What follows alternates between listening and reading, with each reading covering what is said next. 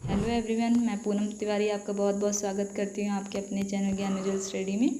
आज हम स्वरों के बारे में पढ़ेंगे। मेरी जो पहली वीडियो है वो वर्णमाला से रिलेटेड है, तो वर्णमाला का फुल कॉन्सेप्ट उसमें समझाया गया है। अगर आप इससे पहले उसको देख लोगे तो आपके लिए बहुत अच्छा होगा, ये अच्छे से समझ में आ जाएगा। वरना वैसे भी कोई दिक्कत नहीं, अगर आप स्वरों के से संबंधित प्रश्न को हल करने के लिए चाहते हो कि स्वरों से संबंधित सारे प्रश्न हमारे हल हो जाएं, तो ये वीडियो आपके लिए ही है। और ये वीडियो आपके लिए बहुत ही ज़्यादा यूज़फुल होगी, क्योंकि स्वरों से अक्सर क्वेश्चन पूछे जाते हैं, उच्चारण स्थान के बारे में, स्वरों के प्रकार के बारे में। तो चलिए हम क्लास को स्टार्ट करते हैं जल्दी से। पहले तो हम जानेंगे स्वर क्या है। स्वर क्या है? स्वर ऐसे वर्ण हैं जो स्वयं ही उच्चरित होते हैं। इनको उच्चरित करने के लिए किसी अन्य वर्ण की आवश्यकता नहीं पड़ती है। पहली बात तो ये। और दूसरी बात ये है कि स्वर कितने होते हैं। स्वर कितने होते हैं? स्वर हमारे 11 या 13 होते हैं। मैंने पिछली वीडियो में बताया है कि 11 क्यों होते हैं और 13 क्यों होते हैं। 11 तब माने जाएंगे जब हम अन और आह को हटा देंगे। अन आह क्योंकि हमारा अयोगवाह में आता है, तो इसलिए अगर 11 या 13 होते हैं। अगर कुल स्वर पूछेंगे तो हमें क्या बताना होगा? 13। अगर मूल स्वर पूछेंगे तो 11। चलिए, ये तो इतनी बात हुई। अब हम स्वरों के उच्चारण स्थान के बारे में जानेंगे। स्वरों के उच्चारण स्थान, जैसे छोटा आ बड़ा कहाँ से उच्चरित होता है? तो छोटा आ बड़ा कंठ से उच्चरित कहाँ से होता है? कंठ से। छोटी बड़ी तालु से। तालव्य यानी कि तालु से। छोटा ऊ बड़ा ऊ ओष्ठ से। बोल के देखिए, ऊ देखिए, ओठों का ओठ बाहर को, जैसे ऊ ओठ अपने आप बोल हो जा रहे हैं ना, तो ये ओष्ठ से होता है। ऊ का सभी को मोस्टली पता होता है, आ का भी पता होता है कंठ से। री मूर्धन्य। अब मूर्धन्य आप सोच रहे होंगे मूर्धन्य क्या होता है? तो जब हम टा ठा बोलो, तो ये जो जीभ हमारी जो ऊपर मुख में ऊपर के स्थान को छूती है, यही हमारा मूर्धा है। तो री का उच्चारण स्थान क्या है? मूर्धा। आय का उच्चारण स्थान क्या है? कंठ और तालु। देखिए, ए जो है हमारा वो किससे मिलके बनता है? ए हमारा मिलकर बनता है, ए हमारा मिलके बनता है आ प्लस ई से। आ प्लस ई से हमारा ए बनता है। तो ए हमारा आ प्लस ई से बनता है, तो इसलिए हम इसको क्या बोल, ई आ कंठ से है और ई क्या है हमारा? तालु से है। तो इसीलिए हम इसको क्या बोलेंगे? कंठ तालव्य, यानी कि कंठ तालु। ये संयुक्त व्यंजन है ना हमारा, ये दोनों ए आए ओ औ। तो ये इसीलिए फिर ए को हम कंठ और तालु से बोलते हैं, इसलिए ए को और आय को कंठ तालव्य बोलते हैं। और जो बड़ा ए है आय, ये कैसे बनेगा? आय बनाने के लिए अ प्लस ए बन जाएगा हमारा क्या? आय। ठीक है। तो इसी प्रकार से ओ जो बनता है वो अ प्लस ऊ से बनता है। किससे बनता है? आ प्लस ऊ से। तो आ प्लस ऊ से बनेगा तो क्या बन जाएगा? ओ बन जाएगा हमारा।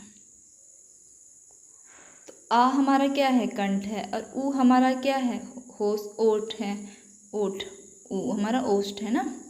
तो आ और ऊ मिलके क्या बन गया? कंठोष्ठ। क्या बन गया? कंठोष्ठ। तो इसी तरीके से औ कैसे बनेगा? औ बनेगा हमारा अ प्लस ओ मिलके क्या बनेगा? औ।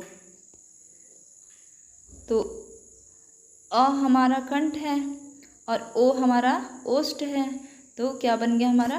कंठोष्ठ बन गया। ठीक है, इतना आपको समझ में आ गया होगा।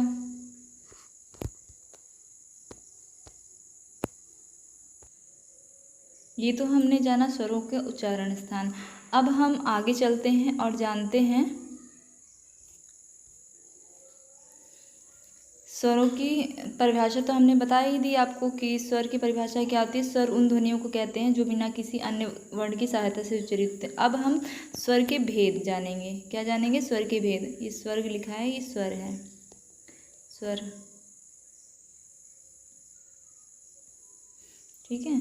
स्वर के कितने भेद होते हैं? स्वर के 3 भेद होते हैं। किस किस आधार पे होते हैं? एक तो उत्पत्ति या बनावट के आधार पर होता है, दूसरा मात्रा के आधार पे होता है, तीसरा जीवा के उच्चारण स्थिति के आधार पर होता है। तो जीवा के उच्चारण स्थिति के आधार, हाँ, ये हमारे 3 स्वर के भेद हैं। तो हम एक एक करके तीनों को अच्छे से एक्सप्लेन करते हैं, ठीक है। चलिए,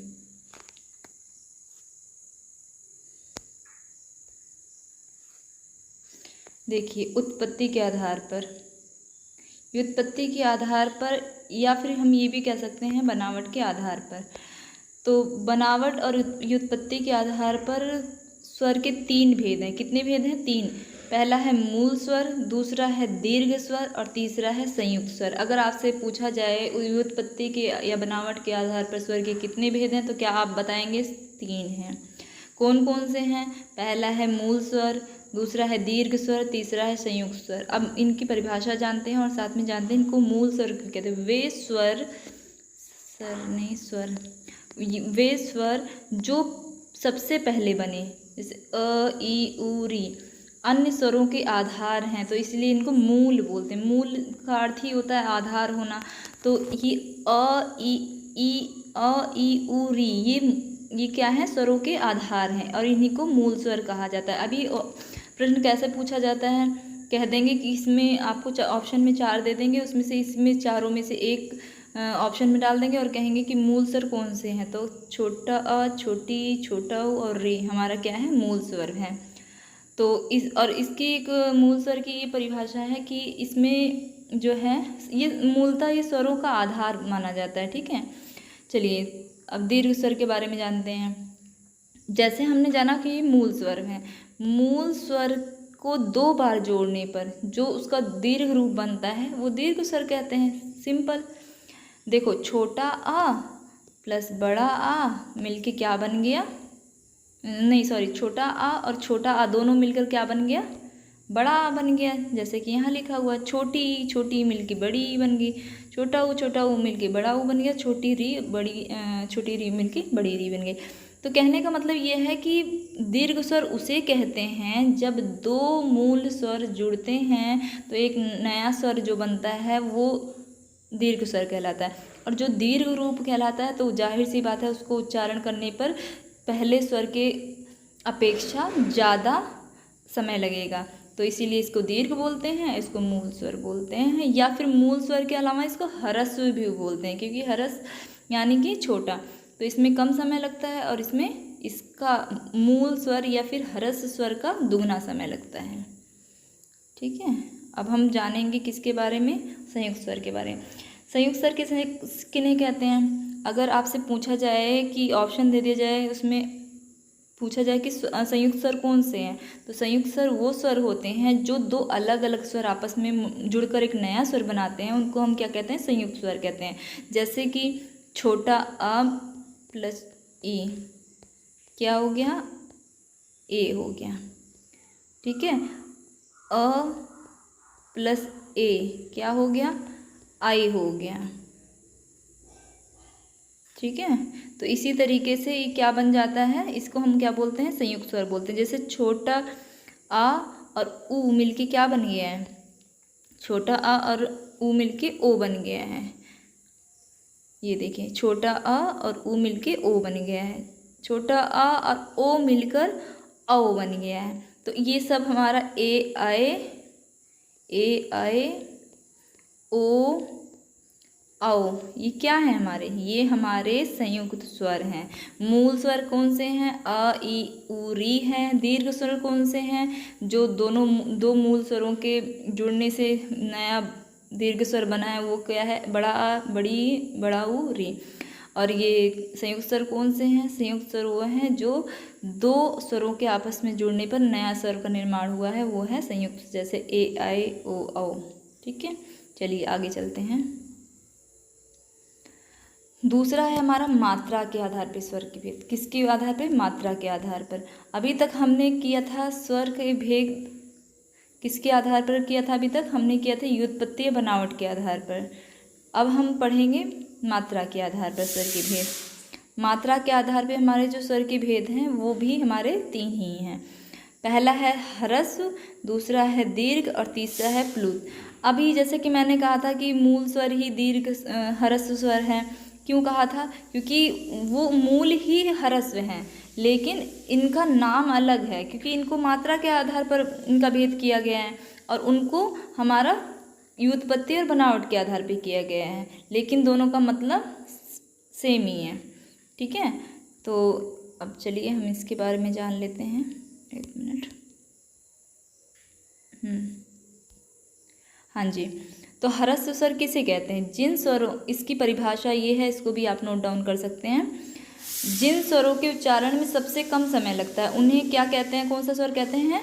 उन्हें हम ह्रस्व स्वर कहते हैं। जैसे मूल स्वर जो हैं अ, ई, उ, रे। दीर्घ स्वर जिन स्वरों के उच्चारण में ह्रस्व स्वर का दुगना समय लगता है, अर्थात 2 मात्राओं का समय लगता है, उसको हम क्या कहते हैं? उसको हम दीर्घ स्वर कहते हैं। जैसे आ, ई, उ, री, ए, ऐ, ओ, औ। ठीक है, इन्हें कहते हैं। लेकिन आपने एक चीज़ नोट डाउन किया होगा कि ह्रस्व और जो हमारा इससे पहले हमने पढ़ा था बनावट के आधार पर, वो सेम है। और ये दीर्घ स्वर जो है, और वो दीर्घ स्वर के अलावा, एक मिनट, ये जो हमारा है दीर्घ स्वर और ये दीर्घ स्वर सेम है। ठीक है, तो अब हम जानेंगे प्लुत स्वर के बारे में। प्लुत स्वर वे स्वर जिनके उच्चारण में 3 मात्रा का समय लगता है, वो क्या कहलाते हैं? वो प्लुत स्वर कहलाते हैं हमारे। अब प्लुत स्वर में कौन सा चिन्ह होता है? प्लुत स्वर का कोई भी वर्ण नहीं होता है। जो हम हिंदी में 3 लिखते हैं ना, ऐसे करके, ऐसे, यही इसका चिन्ह होता है प्लुत स्वर का। और प्लुत में दीर्घ से भी, मतलब इसमें जैसे स्वर में 1 गुना समय लगता है सबसे कम, और इसका दुगुना दीर्घ में लगता है, और प्लुत में 3 गुना, उसकी मात्रा को उच्चारित करने में 3 गुना समय लगता है। जैसे हम बोलते हैं ओम, तो इसमें प्लुत में 3 गुना समय लगता है, तो उसको हम क्या बोलते हैं? प्लुत स्वर। क्वेश्चन वो आपसे अगर पूछते हैं कि वे स्वर जिनके उच्चारण में 3 मात्रा का समय लगता है, उसको हम क्या कहते हैं? तो उसको हम प्लुत स्वर कहते हैं। चलिए, अब तीसरा हमारा जो है स्वर का तीसरा जो भेद है, वो है हमारा क्या है? जीवा के उच्चारण की स्थिति के आधार पर स्वर के भेद। अब जीवा से जो उच्चारण होता है उसके आधार पर भी स्वर के भेद पूछे जाते हैं। तो हमारा कौन कौन से जीवा में 3 भाग होते हैं? हमारी जीवा में कितने भाग होते हैं? 3 भाग हैं, अभी बताते हैं। हाँ जी, ये देखिए हमारी जीवा है। ठीक है, ये हमारा पश्च भाग है, ये मध्य भाग है और ये अग्र भाग है। तो जब हम स्वर का उच्चारण करते हैं उस टाइम हमारी जीवा में कौन सा वर्ण किस स्थान से उच्चारित होता है, यही हमें बताना है। और ये एग्ज़ाम में बहुत ही क्वेश्चन पूछा जाता है कि जीवा का उच्चारण स्थान, आ का उच्चारण स्थान जीवा की स्थिति के आधार पर क्या है। तो हम इसको इसके लिए मैं आपको एक ट्रिक बताऊंगी जिससे आपको इसको याद करने की ज़रूरत नहीं पड़ेगी, अपने आप ही आपको क्लियर हो जाएगा। देखिए, पश्च भाग जो होता है आ, ओ, औ, उ, औ। पश्च भाग में क्या होता है? हमारा जितना भी ऐसे बनता है ना अ की तरह, वो सब क्या है? हमारा पश्च भाग में है। इसको देख ली, अग्र लिखते हैं ना, ओ सॉरी, पश्च जो होता है, एक मिनट,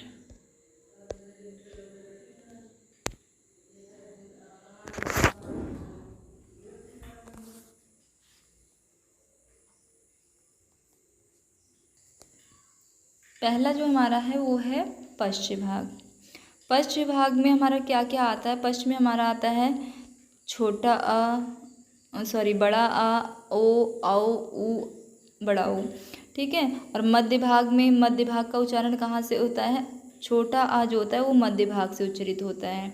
अग्र भाग से क्या उच्चारित होती है? छोटी ई, बड़ी ई, ए, ऐ। अब हम इसको याद कैसे रखेंगे, क्योंकि ये तो हमें वैसे ध्यान नहीं रहेगा, या तो हम बार बार पढ़ते रहें। इसको याद करने का एक बहुत ही सिंपल ट्रिक है, वो आप लिख लीजिए। सूत्र है हमारा, क्या है ये आप नोट कर लो। आ, ओ, उल्लू पीछे पीछे, अ को छोड़ो बीचे बीचे, बस यही इतना ही आपको याद करना है। क्या? आओ उल्लू पीछे पीछे, आ को छोड़ो बीचे बीचे, ये है हमारा जीवा उच्चारण की स्थिति बताने का सूत्र।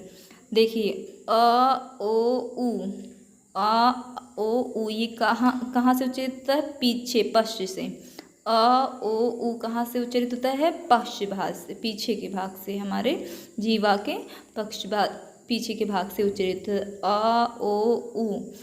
और एक चीज़ और जान ली, पश्च से जितने भी हैं वो ये थ्री की तरह, जितने वर्ण हमारे इस तरह से लिखे जाते हैं, इस तरह करके, वो सब हमारे पश्च भाग से हैं। और मध्य भाग, छोटा आ मध्य भाग में। तो इससे तो वैसे भी आपको याद हो जाना चाहिए। देखिए आ की तरह जितना लिखा जाता है सब जो है पश्च भाग से होते हैं। जैसे ऊ की तरह जो भी हमारे वर्ण लिखे जाएंगे सब पश्च भाग से होंगे, केवल छोटा आ को छोड़ के। छोटा आ को मध्य समझ लीजिए, और पश्च में सारे जो ये तीन की तरह ऊ की तरह लिखे जाएंगे सब पश्च में हैं, तो अग्र का जो बचा वो बाकी अग्र का हो जाएगा। और बाकी अगर आपको ऐसे नहीं याद रहता तो आप इस सूत्र को याद कर लीजिए। आओ उल्लू पीछे पीछे, आ को छोड़ो बीचे बीचे। तो छोटा आ, ओ ऊ, ये सब क्या है? ये सब पश्च भाग से उच्चरित हो रहे हैं। और ये जो मध्य भाग से ही ये छोटा आ जो है मध्य से बीचे बीचे, अ को छोड़ो बीचे बीचे, ये बीच मध्य भाग से उच्चरित हो रहा है। और जो बाकी बचा वो सब कहाँ से हो रहे हैं? वो अग्र भाग से उच्चरित हो रहे हैं। तो ये था हमारा स्वर के भेद।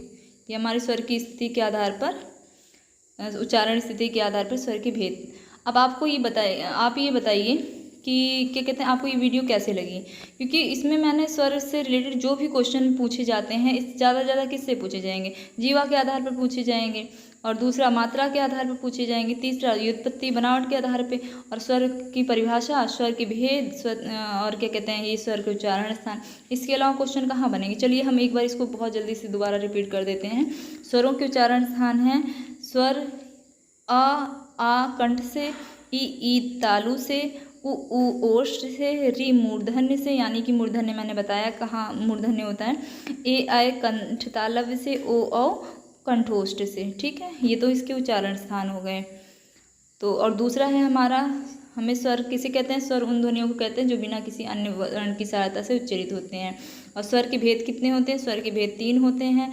स्वर के 3 भेद कौन कौन से? उत्पत्ति बनावट के आधार पर, मात्रा के आधार पर, जीवा की स्थिति के आधार पर। अब हमने तीनों को डिटेल में पढ़ा है, उसको भी मैं जल्दी से रिपीट कर देती हूँ। पहला है हमारी व्युत्पत्ति के आधार पर। व्युत्पत्ति के आधार पर क्या है? मूल स्वर है, वे स्वर जो मूलतः स्वर आपको बताया ही था, अ ई उ री, क्या है? हमारे मूल स्वर हैं। और दीर्घ स्वर जो दो मूल स्वरों के जोड़ने पर नया स्वर बनता है वो हमारा दीर्घ होता है। और संयुक्त स्वर जब दो अलग अलग स्वर आपस में मिलकर नए स्वर का निर्माण करते हैं तो वो हमारा क्या? संयुक्त स्वर। ये भी क्वेश्चन इनमें से भी बनते ही हैं अक्सर क्वेश्चन। ठीक है। और तीसरा है हमारा मात्रा के आधार पर स्वर के भेद। किसके आधार पर? मात्रा के आधार पर स्वर के भेद। अब मात्रा के आधार पर जिसमें सबसे कम समय